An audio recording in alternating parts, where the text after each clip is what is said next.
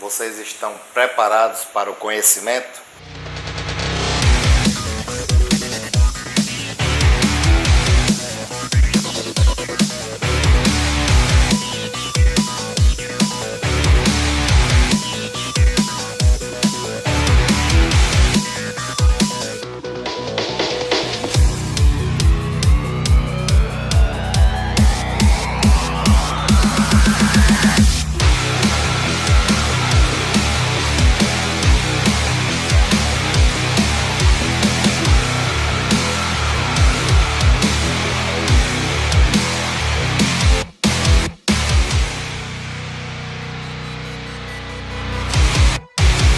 Hoje o assunto é sobre metabolismo energético, ou bioenergética, ou bioquímica do metabolismo energético, atendendo a pedidos de profissionais, e esse normalmente é um tema muito complicado, de muito pouca compreensão. Porém, vocês vão recebê-lo de mim e nós vamos simplificar para vocês. Eu inicio falando da nossa moeda energética, o ATP, o conhecido ATP. Essa molécula, ela nada mais é do que a molécula fornecedora de energia para vários processos do nosso organismo, como por exemplo, o próprio movimento humano. Num simples piscar de olhos, nós estamos degradando essa tal molécula de ATP em uma molécula menor de ADP mais fosfato inorgânico mais liberação de energia. E para uma melhor compreensão, nós vamos falar dos substratos energéticos contidos na nossa alimentação e também armazenados em várias áreas do nosso organismo, em que esses substratos energéticos possuem uma carga energética para a ressíntese, para refazer a molécula do ATP em vários momentos do dia, onde essa molécula é degradada e refeita. Lembrando que a molécula de ATP, que é formada por uma base nitrogenada, a adenina, formada por um açúcar, a ribose, ligada a fosfatos. Essas ligações de fosfatos, 3 dessas ligações, lembrando que a molécula ela é formada por 3 ligações com fosfatos, adenosina, trifosfato. 2 dessas ligações têm alto fornecimento energético quando são quebradas. E essa quebra é que faz a tal liberação de energia. E escolhendo um desses substratos energéticos que vão contribuir para a ressíntese do ATP, o carboidrato, que está contido em alguns alimentos, como por exemplo o arroz e o macarrão, em várias moléculas de amido, que são concentrações grandes de moléculas de glicose. Então, fazendo uma analogia para que a gente possa entrar na compreensão desse processo, imaginem uma construção onde os seus alicerces, os seus muros, suas paredes são formados por tijolos. O que nós vamos no processo digestório é extrair todas as moléculas grandes para que elas se transformem em tijolos, as tais moléculas de glicose. E, por exemplo, os alimentos como o macarrão e o arroz começam a sua digestão já na boca com a tal enzima amilase salivar e através do processo de mastigação, passando pela deglutição, chegando ao estômago e sofrendo mais digestão ainda, maior quebra a nível de duodeno, já nas primeiras áreas do intestino, através da enzima amilase pancreática.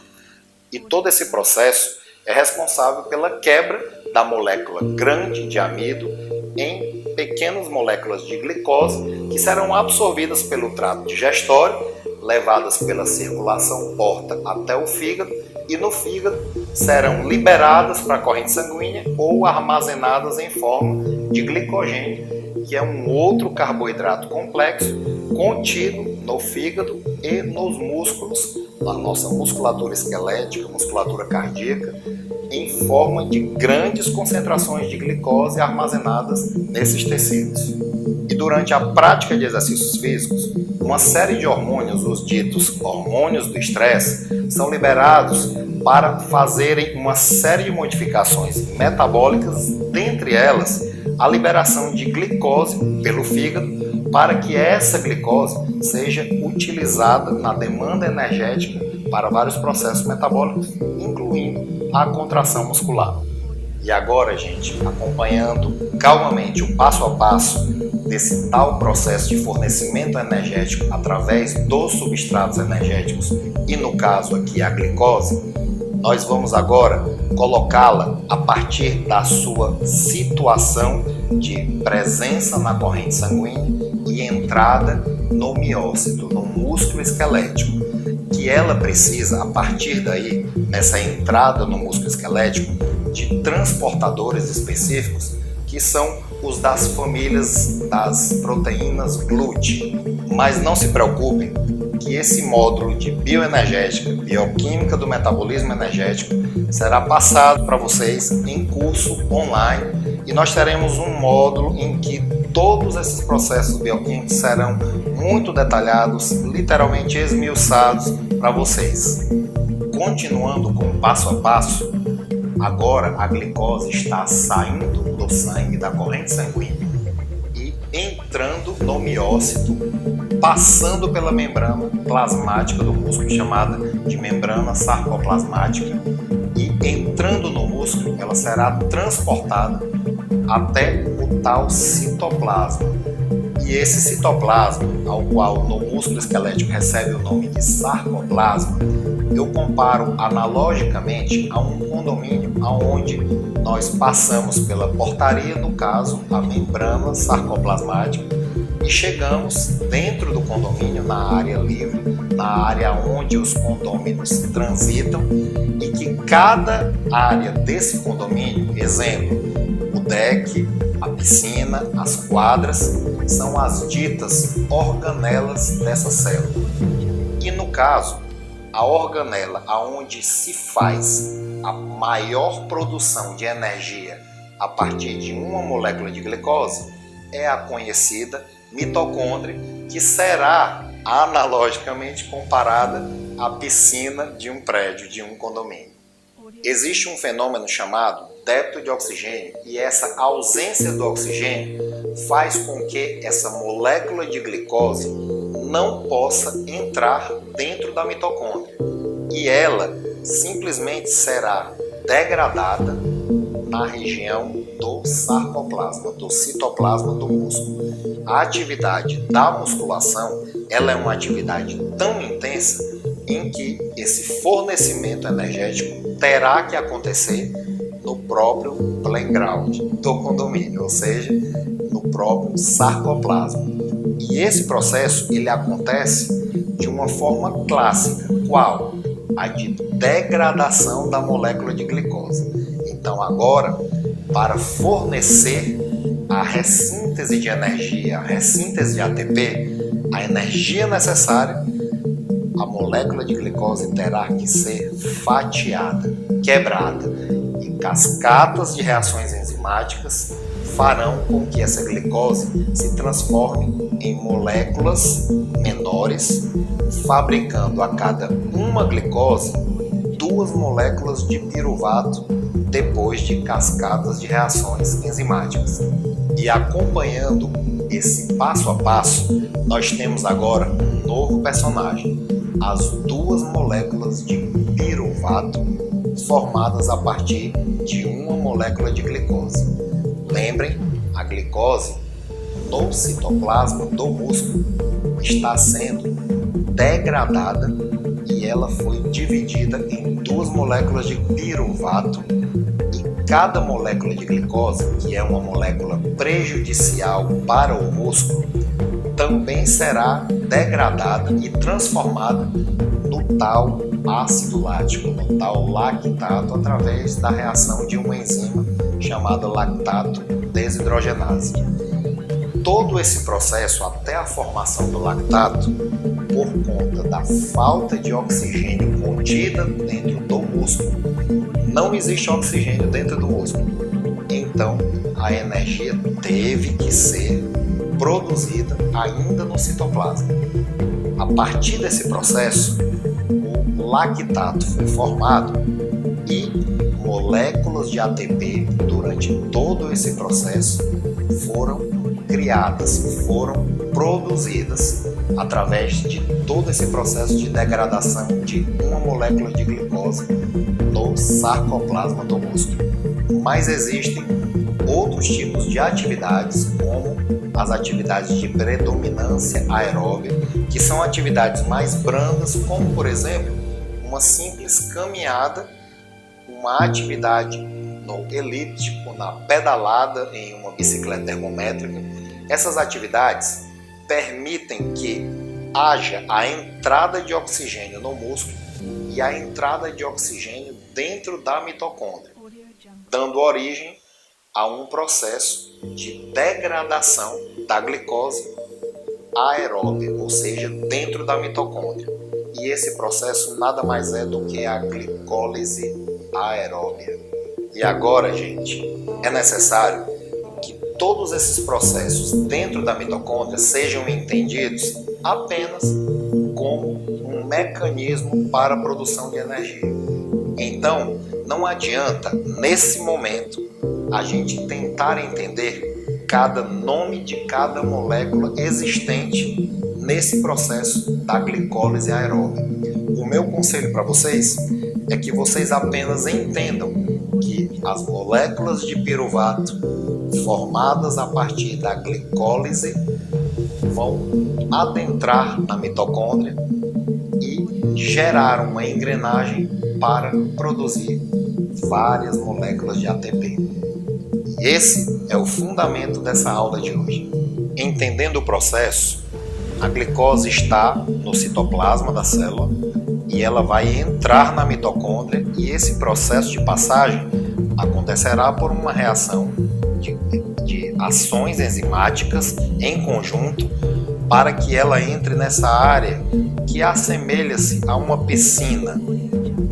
Acompanhando o raciocínio, as moléculas de piruvato vão entrar na mitocôndria e se localizar nessa região azulada, que é a dita matriz mitocondrial, e que, na analogia, se assemelha à tal piscina do condomínio ao qual eu falei anteriormente para vocês.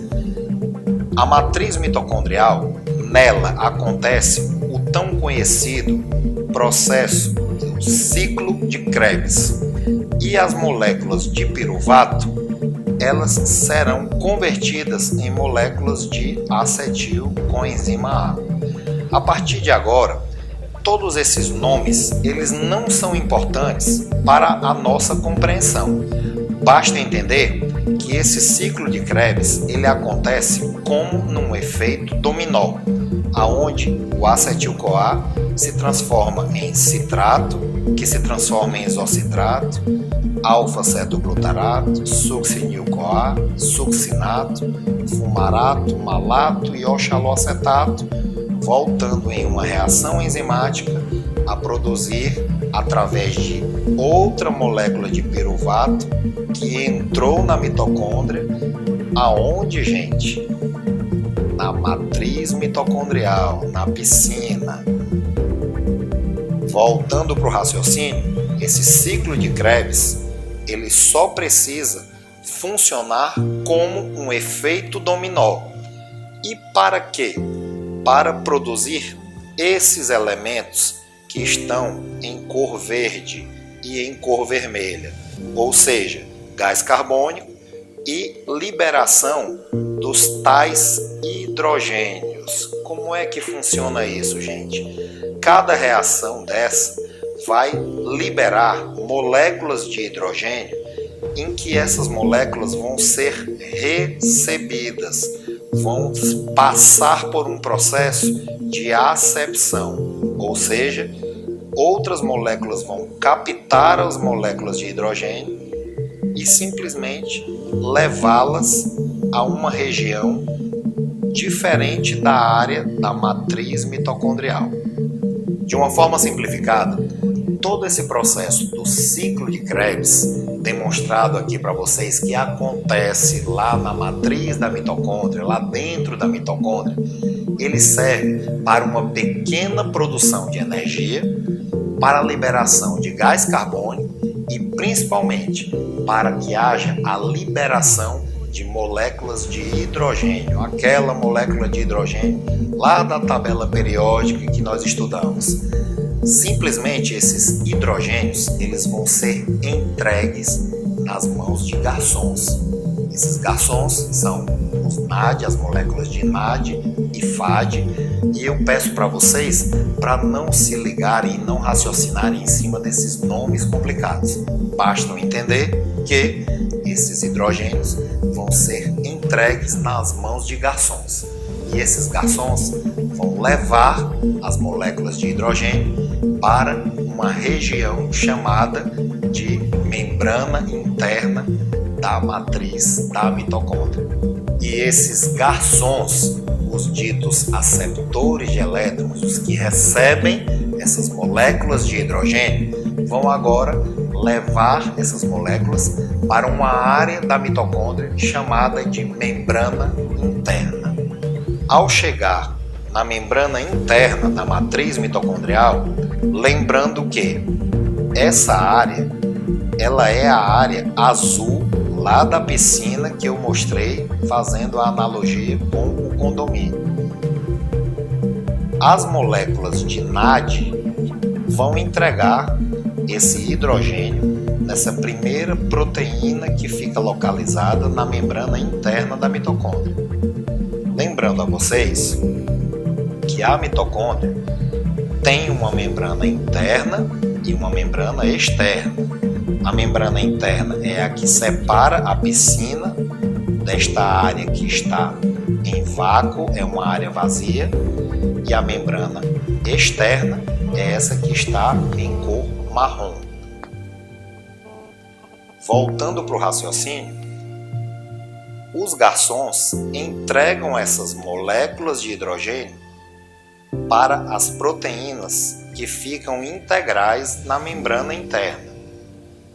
Todo esse processo vai jorrar hidrogênios para o espaço entre a membrana interna e a membrana externa, fazendo com que haja uma concentração e uma espécie de efeito dominó de todos esses elétrons, ou seja, todos esses hidrogênios que vão na membrana interna, nesse espaço entre as duas membranas, caminhar até uma área chamada de complexo F0, F1 ou ATP sintase.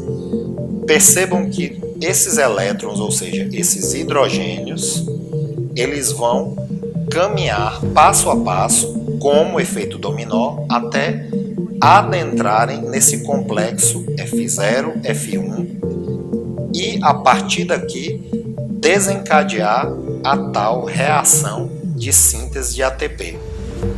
Cada molécula de hidrogênio irá gerar uma nova molécula de ATP. E esse nada mais é do que um processo de força motriz, nada mais é do que um processo de efeito dominó em que leva a uma engrenagem para esses hidrogênios entrarem num complexo chamado de ATP sintase ou complexo F0, F1 para a produção de ATP. E essa é a tal formação dos ATPs, aerobiamente. Perceberam, gente? Nem é tão complicado como dizem por aí. Uma simples molécula sendo degradada para formar inúmeras outras moléculas de ATP, a nossa moeda energética. Na nossa próxima aula, nós falaremos um pouco da biologia do tecido adiposo e desse mesmo processo de metabolismo energético provindo das gorduras. Aquele abraço, gente!